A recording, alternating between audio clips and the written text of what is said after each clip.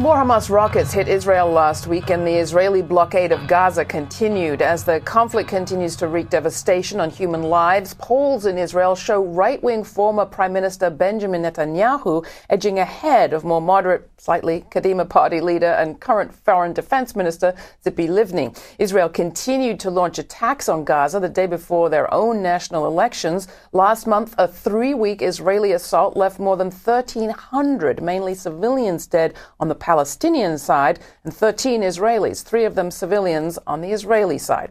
As we have discussed on this program, throughout this period, it's been extraordinarily difficult for foreign observers and journalists to enter Gaza. Therefore, we're very happy to welcome back to Grid TV retired U.S. Army Colonel Ann Wright, who after 26 years in the military is now associated with Veterans for Peace and Code Pink, Women for Peace, and has just returned to the U.S. after a trip to Gaza. Ann, welcome back to Grid TV. Thanks, Laura. First off, last we heard you were stuck on the Gaza border, unable to enter Gaza. What happened? On the Egypt border, rather, unable to enter. What happened? Well, fortunately for us, and kind of miraculously, we were let in on the second day that we were at the border. Most of the people that go to the Rafah border do not get in. The 3 of us, Medea Benjamin, Tyg Berry, and myself, got to go in. There were a couple of journalists from Italy that got to go in. Some Moroccan aid workers, doctors went in, but a whole ton of people were left at the gates. Engineers who were ready to go in to try to do an analysis of the damage that bombs had done and how to do reconstruction. 15 of them from Cairo University just left there. So if you were doing an analysis of the damage that's been done, what would you say? It's extensive. It's criminal what's happened.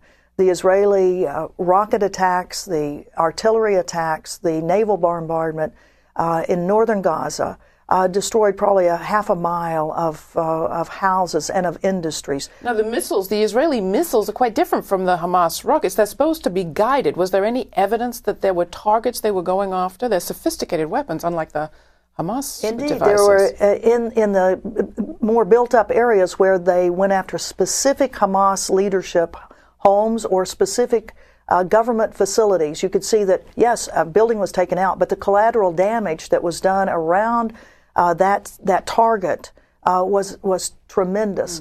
And in fact, one of the human rights groups there said if you put a circle around every one of the strategic targets that they hit, that virtually all of the built-up area had been damaged. And indeed, we could see the windows blown out and fronts of buildings knocked off when they weren't the targets. You went into hospitals. What did you find there? Yes, Al-Shifa Hospital, in the largest hospital in Gaza City.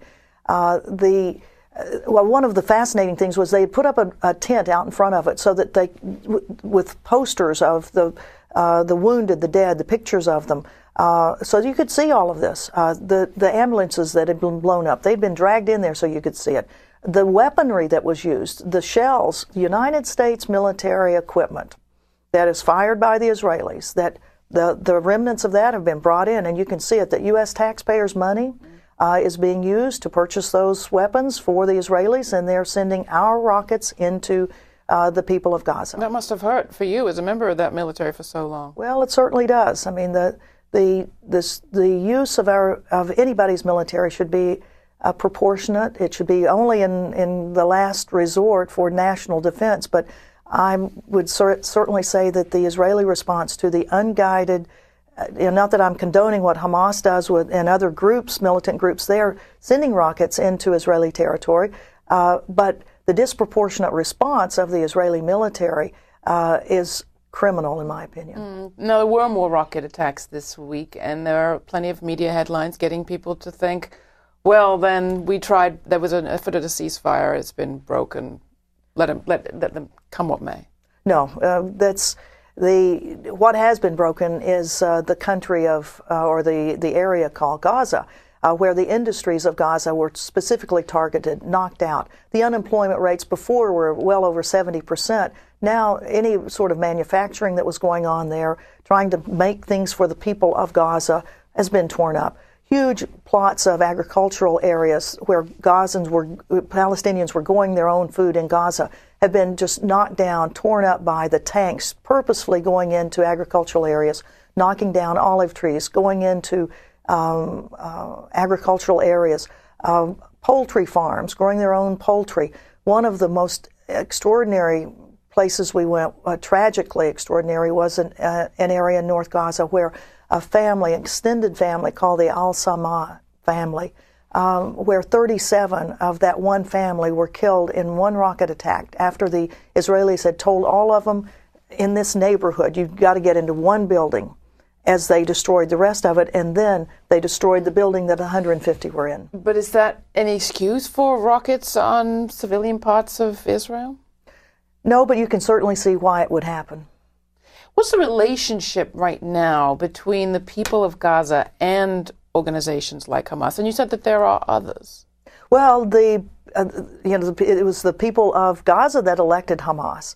The people that we talked to said, they're the best that were there, that they have tried to do something for the Palestinian people. I think most of the people of Gaza certainly don't want these wars to be occurring, and they would wish that Hamas or the other militant groups would not fire those rockets, because it is triggering such a response from the Israelis.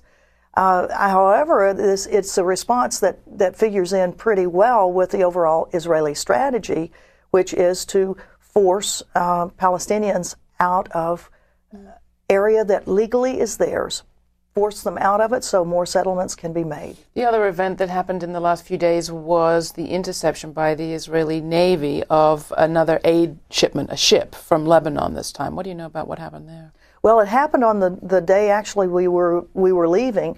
The whole group that were on the primarily Lebanese that had come from a port, I believe it was out of the Beirut port, and were trying to break the blockade, were fired upon and then accosted, their ship taken to Israel. Everyone, well, the reports are that they were beaten up on board the ship, arrested. All of them have been released now except one international person who is still in jail somewhere. Now, what happens to those people who are left in Gaza today with none of the infrastructure that you mentioned, unable to leave, and those doctors and engineers unable to get in? How would they get by? We've talked about who's hurting them, who's helping them. Well, it's very difficult. I mean, when you have this whole population that is, many of them now living in tents because their homes have been destroyed, and the tents aren't well set up at all. And one of the ladies that we spoke with said, yes, we are in a tent, but there's nothing in it. There's a blanket, and that's it.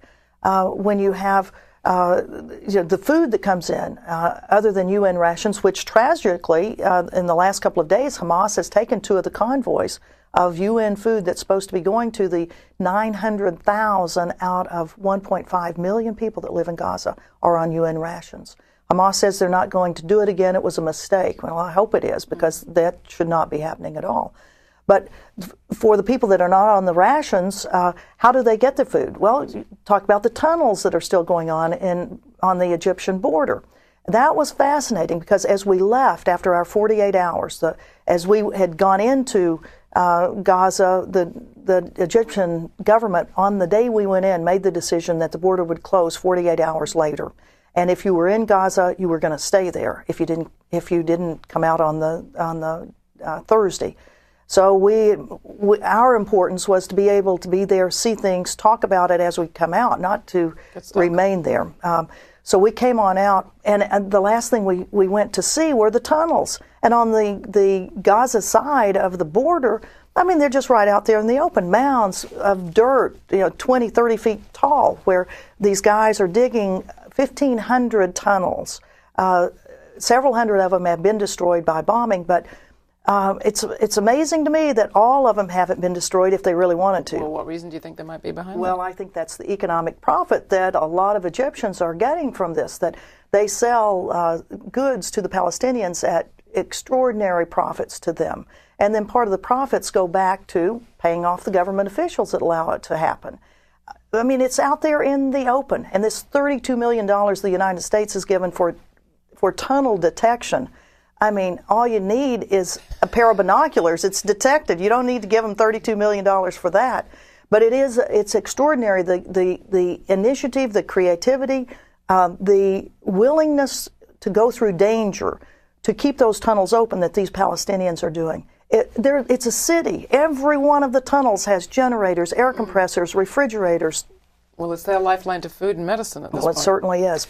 Ann, thank you so much. Ann Wright is with Veterans for Peace and Code Pink. Very quickly, you got an event you want to announce. You've got about 15 seconds. We are going International Women's Day, a Gaza delegation. Talk to Code Pink Women for Peace, gaza.codepinkalert at gmail.com. All right. March 8th, International Women's Day. You can find out more information at our website. We'll put up the link also to codepinkalert.org. The number is, the website for us is grittv.org. I thank you so much for watching. And Ann, thank you for coming in. Thank you, Laura. Good luck. Thanks.